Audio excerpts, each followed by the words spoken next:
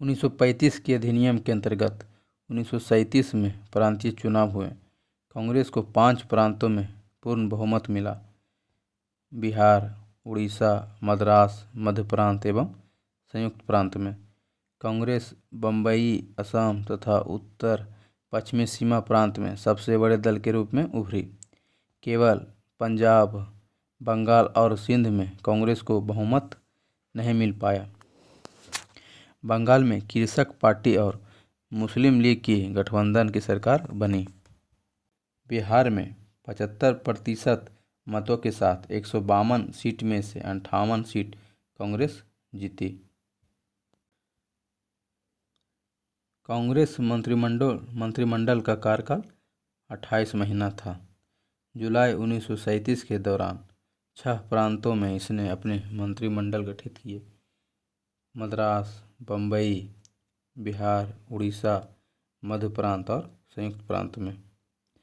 द्वितीय विश्व युद्ध में भारतीयों की स्वीकृति के बगैर ब्रिटेन द्वारा भारत को शामिल किए जाने के विरोध में 22 अक्टूबर 1939 को सभी कांग्रेसी मंत्रिमंडलों ने त्यागपत्र दे दिया।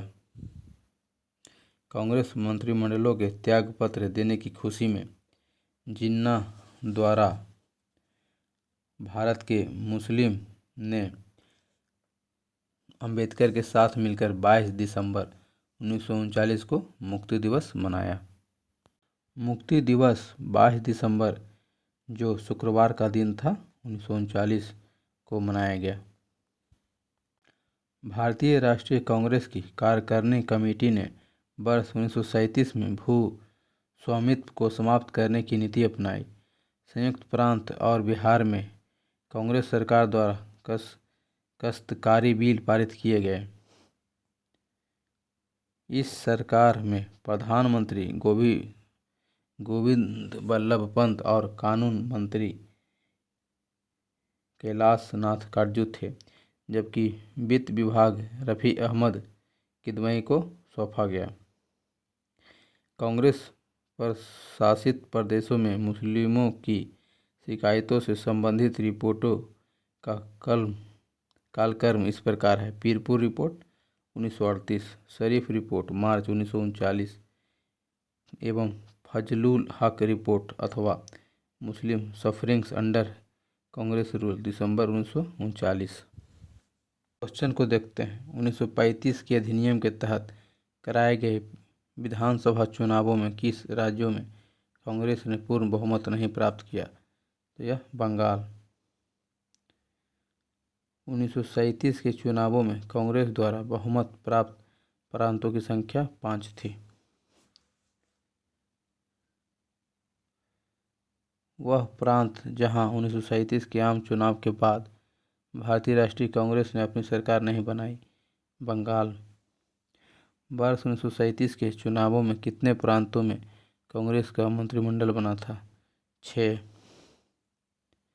1937 में प्रांतों में मंत्रिमंडल के निर्माण के उपरांत कांग्रेस का शासन कितने महीने चला? 28 महीना। मुस्लिम लीग ने मुक्ति दिवस मनाया 22 दिसंबर 1939 को, दिन शुक्रवार था। नेक्स्ट टॉपिक कांग्रेस का त्रिपुरी संकट 1939 को देखते हैं। वर्ष 1938 के कांग्रेस के हरिपुरा, जो गुजरात में है, के अधिवेशन में सुभाष चंद्र बोस ने पहली बार निर्विरोध अध्यक्ष बने। वर्ष 1939 के त्रिपुरी, जो जबलपुर मध्य प्रदेश में है, इसके अधिवेशन में गांधी जी द्वारा पट्टभी सीतारामैया को कांग्रेसी अध्यक्ष के रूप में चुना गया था, लेकिन सुभाष चंद्र बोस ने पट्टभी सीतारामैया को पराजित कर दूसरी बार अध्यक्ष बन गए। परंतु कार्यकारिणी के गठन के प्रश्न पर गांधी जी से मतभेद होने के कारण उन्होंने त्यागपत्र दे दिया, जिसके बाद डॉक्टर राजेंद्र प्रसाद ने कांग्रेस के अध्यक्ष बने।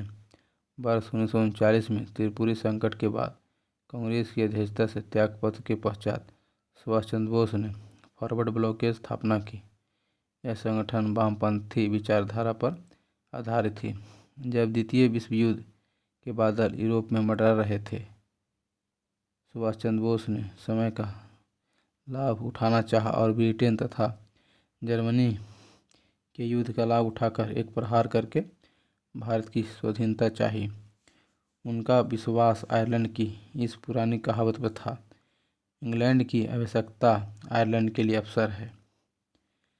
अंततः उन्होंने गांधी जी तथा अन्य कांग्रेसी नेताओं के इस नीति पर लाना चाहा कि भारत की स्वतंत्रता के लिए इंग्लैंड के दुश्मनों से सहायता ली जाए। क्वेश्चन को देख लेते हैं। 1938 में भारतीय राष्ट्रीय कांग्रेस के अध्यक्ष निर्वाचित हुए सुभाष चंद्र बोस। भारतीय राष्ट्रीय कांग्रेस के हरिपुरा अधिवेशन की अध्यक्षता किसने की? सुभाष चंद्र बोस ने। हरिपुरा, जहां भारतीय राष्ट्रीय कांग्रेस का वार्षिक अधिवेशन 1938 में सुभाष चंद्र बोस की अध्यक्षता में हुआ गुजरात में था। भारतीय राष्ट्रीय कांग्रेस के त्रिपुरी सम्मेलन में वर्ष 1939 में सुभाष चंद्र बोस को कांग्रेस का अध्यक्ष चुना गया था। यह त्रिपुरी कहाँ है? जबलपुर।